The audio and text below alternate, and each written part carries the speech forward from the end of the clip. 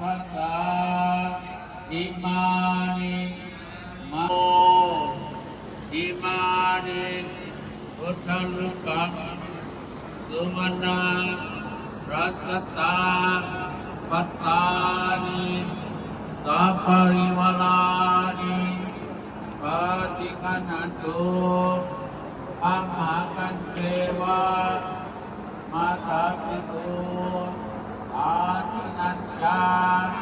ยาตักกานังกาลตักกานังอิคารตังอิตายังสุขายังข้าแต่พระสงฆ์ผู้เจริญพวกข้าน้อยทั้งหลายขอน้อมถวาย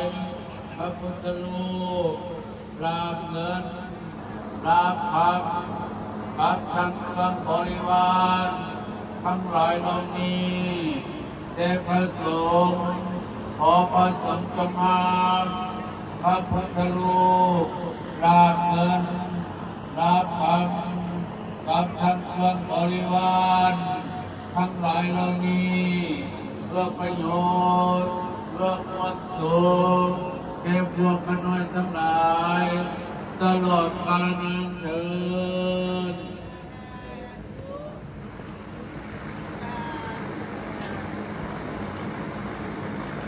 นุโมทามิ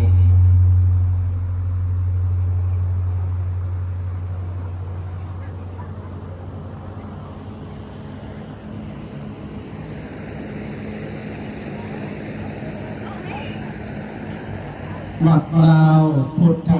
ศรัทธาธรรมตั้งสง่าในป่าใหญ่ศูนย์รวมใจชาวพุทธในต่างแดนเมืองอ่าวโทรัฐจอร์เจียเป็นพื้นแผ่นผูกกันแน่นซอยเอื้อเฟื้อเพื่อเพกันเฮาชาวพุทธมีจิตใจที่งดงามได้ทำตามประเพณีที่สุขสันต์ที่12ข้อ14ต่อละกันวัดกับบ้านซอยเหลือกันนำเลยมา ถึงว่าละสร้างศิลป์วัดแห่งนี้สามัคคีซอยหาทางยังต่างๆใส่เวลาสร้างสาแล้วหลายปีกว่า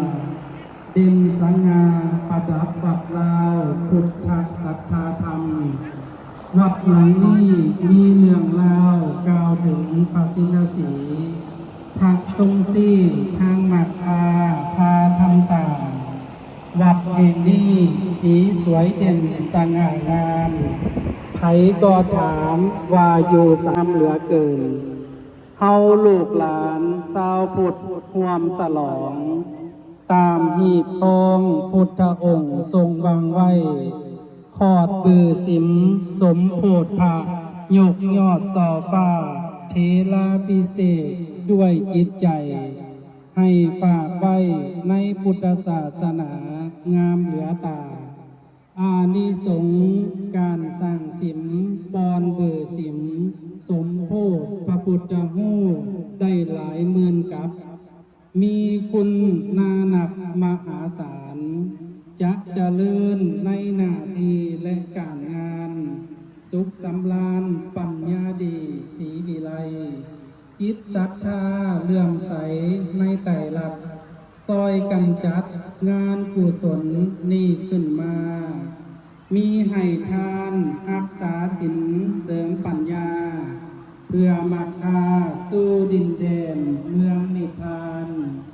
พระอาจารย์บุญเฮียงปู่บุญโฮมพระพ่อคำพันธ์จากดินแดนทินกำเนิดจากบ้านเกิดเมืองนอนจอมเผยแผ่พระพุทธศาสนามีจิตใจเปี่ยมล้นด้วยเมตตาเป็นผู้ให้ตลอดมาแก่บรรดาศาสนิกชนพระอาจารย์ทั้งสามมุ่งมั่นพักดันในการสั่งสาพัฒนาระบบให้เป็นผลคอยส่งเสริมพุทธศาสนิกชนทั้งผู้คนให้ประสบผลสำเร็จในชีวิ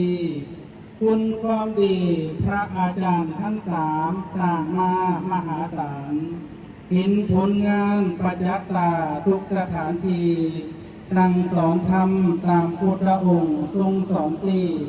ให้ได้มีจิตใจใสงดงาม พระอาจารย์ทั้งสามมุ่งมั่นเสียสละประโยชน์ตนทานอดทนปฏิบัติตามไต่สามเพื่อประโยชน์แก่ผู้คนได้ปฏิบัติตามให้งดงามในซีดีเนื่องนี้ไป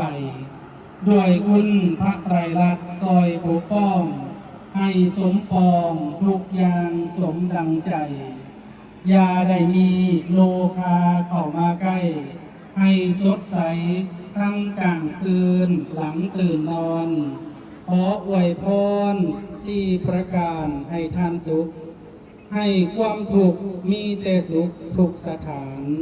มีสินทรัพย์นับอริยปัญญาญาณ ขอให้พระอาจารย์ทั้งสามมีความสุขทุกเมื่อเทิน ขอให้มีอายุวันนะผิวพองใส ขอให้ทานสุขทั้งกายใจสมดังพร มีกำลังวังสาอย่าได้บั่นทอน สมพระพรตามพุทธองค์ที่กล่าวมานมัตุรัตนานุภาเวนะขอนอบน้อมคุณพระศรีรัตนตรัย ขอน้อมกราบถวายความเคารพมายังเนี่ยท่านใหญ่คำหวันติกบิโล ประธานที่ปรึกษาขององค์การคณะสงฆ์ลาวอเมริกันในประเทศสหรัฐอเมริกา เดินทางมาจากวัดป่าลาวพุทธธรรมรัฐนิวยอร์ก